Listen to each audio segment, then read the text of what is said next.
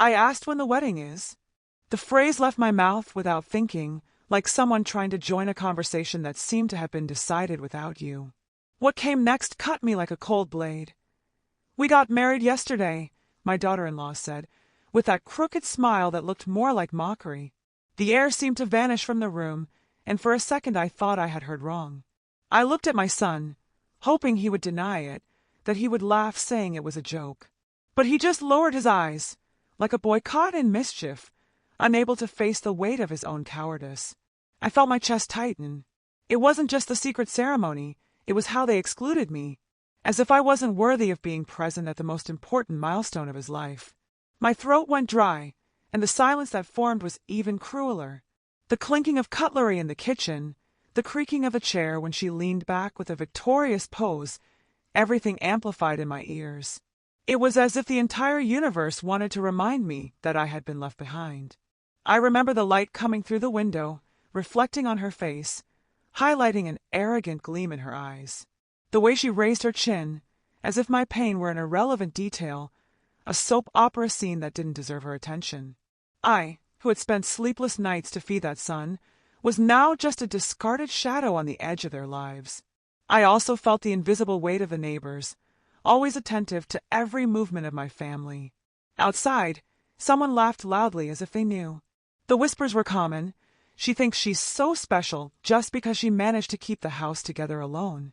Many glances never forgave me for being a black woman who didn't bow down, who raised her son without needing to beg for help. Now, however, what echoed wasn't respect, but the feeling that they had managed to reduce me to the place they always wanted invisible. My heart was beating fast, but my face remained firm. They wouldn't see my tears. Not at that moment. My daughter-in-law, satisfied, crossed her legs and adjusted her skirt like someone who had just won a trophy. And I stood there, motionless, with a bitter taste of betrayal going down my throat. Behind her calm there was something more, something that didn't match just a hidden marriage. The way she looked at me, as if she had already won a war, revealed that there was a bigger game in motion.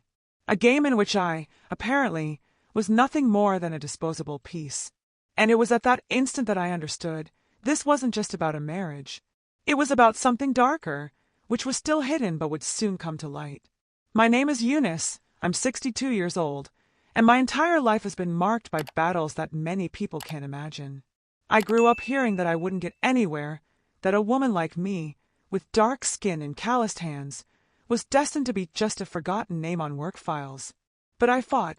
I worked as a janitor in offices where they looked me up and down, smiling falsely while whispering that I didn't seem to have enough education to be there. I worked double shifts in hospitals, cleaning corridors while doctors passed by without even returning a good night. With all my strength, I raised my son alone after his father disappeared at the first difficulty. I slept many times hungry, hiding my rumbling stomach so he could eat. I sewed old clothes until they became new, and invented simple birthday parties, but full of love, so he would never feel he had less than others. Each of his achievements was proof that I had beaten the destiny they had reserved for me. That's why, when my daughter-in-law entered our lives, I wanted to believe that finally the cycle would be broken. At first, I thought she would bring happiness to my son, that they would walk together with respect and complicity. But soon I noticed in the details that I wasn't part of her plan. I remember the first meetings, when she offered me that polite smile while her gaze fled from me. When I brought my favorite dishes, she refused them with an, "Oh, I don't like such heavy food," as if my cooking were a sign of backwardness. Over time, it became clear that her intention was to erase my presence. At family gatherings, she organized conversations in which I was always the last to be heard, and when I finally spoke, they already changed the subject. The contempt wasn't explicit, it was subtle, cutting, like sharp knives hidden in apparently harmless words. My son, blinded by passion, couldn't see. Or maybe he didn't want to see. He laughed nervously when he noticed my discomfort, but never defended me. His silence hurt more than any cruel phrase. I wondered, had he already forgotten who stayed up nights taking care of childhood fevers? Who sewed his graduation outfit with injured fingers? And now, in front of me, was the naked truth. They had married in secret. It wasn't just about a denied invitation. It was about the desire to completely remove me from the life I helped build. My daughter-in-law smiled like someone who had already won, but I knew that triumphant look hid much deeper secrets. Secrets that, sooner or later, I would discover and transform into my weapon. If you've ever felt the weight of being left aside by your own family, subscribe to this channel. You'll recognize yourself in this story, and you won't be alone. The first wounds weren't given with slaps or screams. They came in small cuts, almost invisible, that accumulated like rust in the soul. I remember a Sunday lunch. I brought my cornbread cake, a recipe that had always been the family's pride. She tried a tiny piece, wrinkled her nose, and said, laughing, "Too sweet, just like someone who doesn't know how to control herself." Everyone laughed nervously, and my son, instead of defending me, just lowered his eyes and changed the subject. On another occasion, they complimented my hair, well arranged and tidy. She, with a smile that didn't reach her eyes, commented, "Wow, it looks so laborious to maintain like that. I prefer something more natural, less heavy." That pause before the word heavy was like an arrow. I knew what she meant. My hair, my color, my presence were annoyances she couldn't disguise. It wasn't just her. The way she organized dinners at home screamed exclusion. She talked at length with the guests, but when I tried to speak, someone soon changed the topic, as if my voice didn't matter. It was as if I were an old painting hanging on the wall. I was there, but nobody really saw me. And each silence left marks. I observed everything. The muffled laughter between them when they thought I wasn't listening, the messages typed secretly on the phone, the impatient looks when I asked to speak. Deep down, I felt there was a plan. It wasn't just contempt or arrogance. There was something architected against me, something bigger than a simple marriage done in secret. The certainty came on a muggy summer dawn. I got up to drink water and heard her voice on the phone. She was in the hallway, laughing softly, but each word fell on my chest like lead. And it was there, in the darkness of my own house, that the truth began to reveal itself, a truth that would change everything. That dawn, I stood motionless behind my bedroom door, my heart racing as if it wanted to tear through my chest. Her voice was clear, even in whispers. Soon this house will be mine alone. Old and noisy people don't serve as inheritance. I didn't hear my name, but I knew she was me. I felt the cold floor under my feet, but the heat of anger burned inside. The laughter that followed was even crueler. She was talking to someone. I realized it was a male voice, maybe her brother. "Don't worry," he said. "Later we'll figure it out. You'll have everything in your hands." My daughter-in-law laughed softly, confident, like someone who was already winning a chess game that the opponent didn't even know they were playing. At that instant, every detail of my life passed before my eyes. Me taking care of my son with fever, me washing floors until my bones hurt, me enduring humiliations from bosses who called me a trusted employee while paying me half the salary of others. All to ensure he had a future. And now this woman, with her pale skin and poisonous smile, was planning to erase me as if I were a hindrance. I went back to bed pretending to sleep, but I didn't sleep anymore. I lay there, with my eyes fixed on the ceiling, feeling each word like knives inside me. I knew that if I spoke at that moment, they would call me crazy, say I made it up. I needed proof. I needed to transform that anger into strategy. I spent the following days in silence, pretending normalcy. I set the table, smiled when asked, maintained the routine. But inside me grew a certainty. If she was capable of planning my exclusion, she was capable of much more. And I needed to discover how far her greed went. It was in this calculated silence that I began to observe everything with different eyes. Small details that I previously ignored began to jump before me. Forgotten envelopes on the table, whispers on the phone, hurried trips to the bank. Each gesture of hers left traces. And, when I least expected it, these traces led me straight to the heart of the farce, something that not only confirmed my fears, but showed that she was ready to destroy me completely. I began to put pieces together like someone assembling a puzzle. One morning, I found a poorly sealed envelope on the table. Inside, there were bank statements with movements that didn't make sense, high withdrawals, signatures that imitated mine, but with crooked details. My heart raced. Someone was messing with what was mine, and the careless way of the forgery revealed haste, not negligence. I started opening each forgotten correspondence, reviewing stored documents. I discovered strange contracts, some in my name, others in my son's name, but with my forged signature. My hands trembled, but inside me a flame was lighting. She didn't just want to erase me from family parties, she wanted to take everything. House, savings, even the land I saved with so much sweat for the grandchildren. I began to realize how my son was being used as a puppet. It was a signature that appeared on some papers, his trust that served as a shield for her schemes. The anger grew, but also the clarity. If I confronted without proof, I would be painted as the jealous mother who doesn't accept losing her son.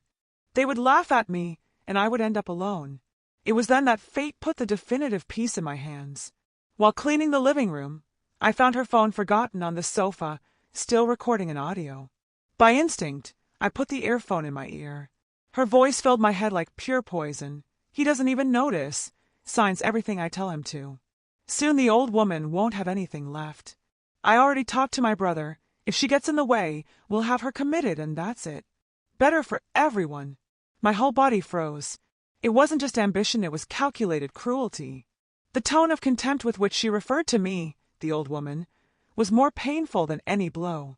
I listened again, recording the message on my own phone. Each word of hers was now my weapon.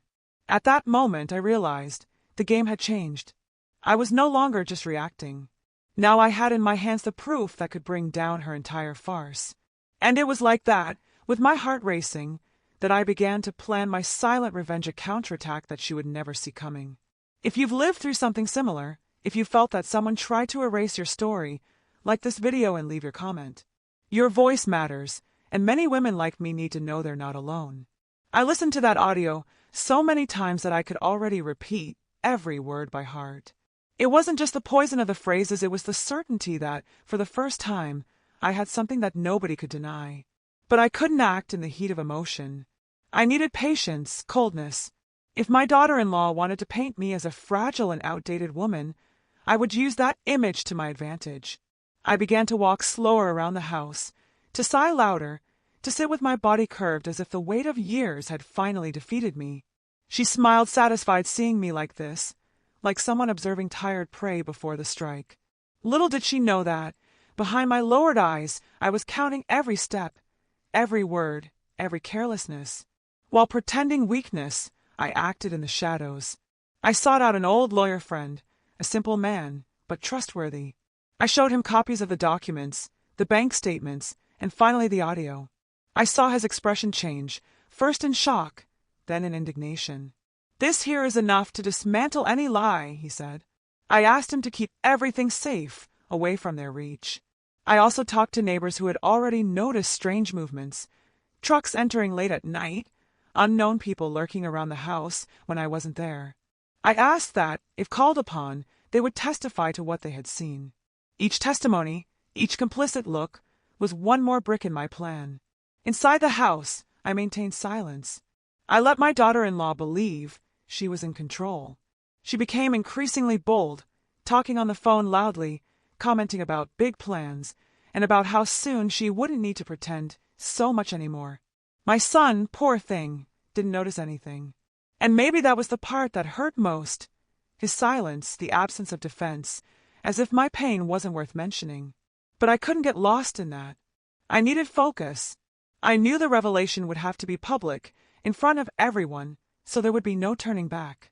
It was necessary to tear off her mask in front of the same people who always looked at me as if I were a burden.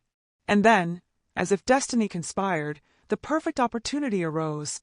My son's birthday was approaching. They planned a big party, with all the family, friends and neighbors. An illuminated stage, surrounded by witnesses. The exact place where the farce would crumble. I could already imagine the silence that would form when her own voice echoed through the loudspeakers. The hall was decorated as if it were a gala ball, white tablecloths, expensive flower arrangements, and a dessert table that looked like it came from a magazine. Everything chosen by her, of course. My daughter-in-law paraded through the space like a crowned queen, the tight dress hugging her body, and the haughty smile glued to her face. She greeted each guest as if she were the supreme hostess, while I sat in a corner, invisible to many, once again remembering the role they always tried to impose on me. But I wasn't there as a humiliated guest. I was there as a hunter, waiting for the right moment to pull the trigger I had already cocked in silence. I felt gazes weighing on me. Some women whispered near the dessert table, "She came alone, doesn't even seem part of the family." Another commented, laughing softly, "It must be difficult, right? Thinking you still have control over something." They pretended not to notice me, but each word entered me like red-hot iron. I smiled inside, because those same sharp tongues would be witnesses to the fall. My son, poor thing, circulated without noticing the abyss opening under his feet. Proud to show everyone his perfect wife, blind to the dirt hidden under the expensive makeup and sweet words. I watched him, but there was no longer room for hurt, just for strategy. With each glass served, each loud laugh, I felt the weight of the moment approaching. The hall lights reflected in the crystal chandelier, and it seemed that all the brightness was storing energy for the revelation. When they called my daughter-in-law to thank the guests for their presence, she ran to the microphone with firm steps, her sweet voice loaded with falseness. She spoke of love, of unity, of family. My stomach churned with each word, but my mind was steady. Nobody there imagined that, in moments, the same voice that now enchanted the guests would be the blade that would cut her own mask. And when I saw the microphone free in her hands, I knew the time had come. I stood up slowly, feeling all eyes turn to me. Some frowned, others exchanged muffled giggles, as if the old woman had decided to steal the scene. I walked to the microphone with firm steps, and each click of the heel on the floor echoed inside me like a war drum. I held the microphone calmly. I smiled first, serene, and spoke in the sweetest way I could. Today we celebrate my son's life. I also celebrate each sleepless night, each meal I shared, each heavy job I faced so he could get here. I'm not a woman of many speeches, but I learned that family is built with truth. The hall fell silent. Some nodded, others just waited for me to finish soon. My daughter-in-law, in the background, twisted her lips, impatient, as if I were a stain on a white dress. Then I took the phone from my pocket. My heart was beating fast, but my voice didn't tremble, and it's precisely about truth that I want everyone to hear. I connected the device to the sound system that was already prepared by the DJ. I pressed play. Suddenly, her voice filled the hall, clear, cruel, with no room for excuses. "He doesn't even notice. Signs everything I tell him to. Soon the old woman won't have anything left. If she gets in the way, we'll have her committed and that's it. Better for everyone." The entire hall froze. The glasses stopped in the air, the laughter died in throats. The echo of her words reverberated against the luxurious walls like thunder.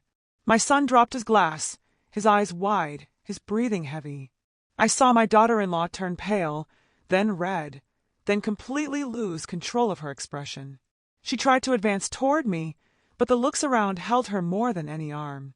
Each guest was now a witness to the mask that was shattering before them.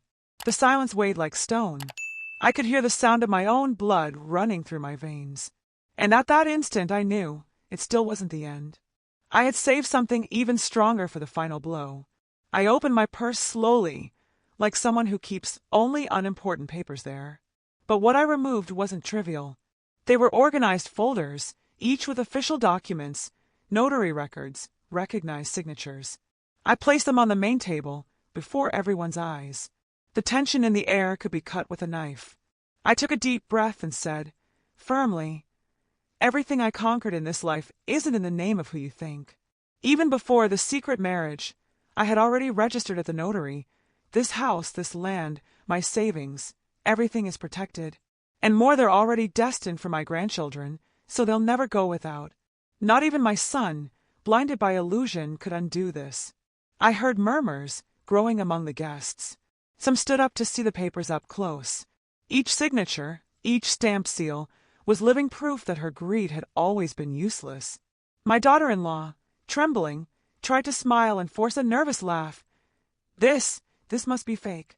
She must have made it up. It can't be true. But the lawyer, whom I discreetly invited to the party, stood up from the corner of the room. He opened his folder and raised other identical documents. Everything registered and legalized. There's nothing here that can be contested. A shock ran through the hall. The whispers turned into phrases said out loud. So she wanted to steal everything, How can she be so fake? And she still thought she was superior. My son seemed paralyzed, his teary eyes fixed on me, as if only at that moment he had awakened from the trance. As for the woman who called herself the owner of the future, she was there, before everyone, with no way out, cornered by her own voice and the incontestable evidence. The air became heavy, but not with celebration, with judgment. And I knew the last act still remained, the blow that would forever seal her defeat. The buzz in the hall turned into a whirlwind of voices, pointing fingers, incredulous faces. My daughter-in-law was motionless, but her gaze desperately sought an exit that didn't exist. The expensive dress seemed to weigh tons. The makeup ran with cold sweat. I raised my hand asking for silence. Gradually, the voices ceased, and everyone turned their eyes to me. My breathing was calm, and each word came out firm, loaded with the strength I had saved for years. You all heard with your own ears. You saw with your own eyes. This woman who presents herself as a dedicated wife and exemplary daughter-in-law plotted to tear me from my own life, to steal what I built with tears and sacrifices. She called me a hindrance, planned to have me committed as if I were an old object to be discarded. I looked directly at her. Her lips trembled, but not a word came out. The hall was in absolute silence. I continued. Today, before everyone, the mask fell. And it fell not by my words, but by hers. There's no way to erase what was said. There's no way to undo what was revealed. My son stood up, his face red, his eyes full of tears. Mom, I didn't know. His legs wavered, and the weight of shame seemed to crush him. I stared at him, but didn't console him. That silence between us was the deepest punishment. He would understand that his omission had opened space for all this. Some guests began to applaud, not in celebration, but in recognition of the exposed truth. Others shook their heads in disapproval at my daughter-in-law, who, defeated, hid her face in her hands. That woman who always looked down at me was now sinking to the floor before witnesses. Her empire of falsehoods was crumbling there under the hall lights. And the last phrase still remained, the one that would forever close that spectacle and leave forever engraved the difference between being good and being weak. I embraced the microphone with both hands, firm, and walked a few steps to the center of the hall. I could feel the electricity in the air, as if each heart there awaited the final blow. I looked around. Neighbors, relatives, my son's childhood friends, all witnesses to what was about to be sealed.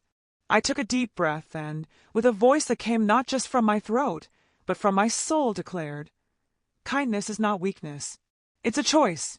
I chose silence when I was humiliated. I chose patience when they tried to erase me. But never, never confuse my silence with defeat, because truth always finds its time." The hall exploded in applause. Some cried, others stood up to hug me.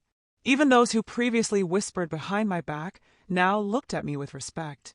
My son fell to his knees before me, tears flowing, asking for forgiveness. I didn't respond with words, just with a look that said everything. Forgiveness might come one day, but trust isn't rebuilt so easily. My daughter-in-law, defeated, left the hall alone. The high heel hitting the floor was now the sound of her own ruin. Nobody accompanied her. No arm extended to support her. She left carrying only shame and the weight of her own choices. I stood tall, upright as never before. I didn't need to scream. I didn't need to lower my level. I transformed each hidden tear into strength. I transformed each silence into a weapon. I transformed pain into victory. And that night I understood, life always tests the strong disguised as fragile. I passed the test, and before everyone, I showed that a black and mature woman can be both the foundation and the lightning at the same time. If this story touched you, subscribe. Here, each silenced voice finds strength, and each pain can become victory.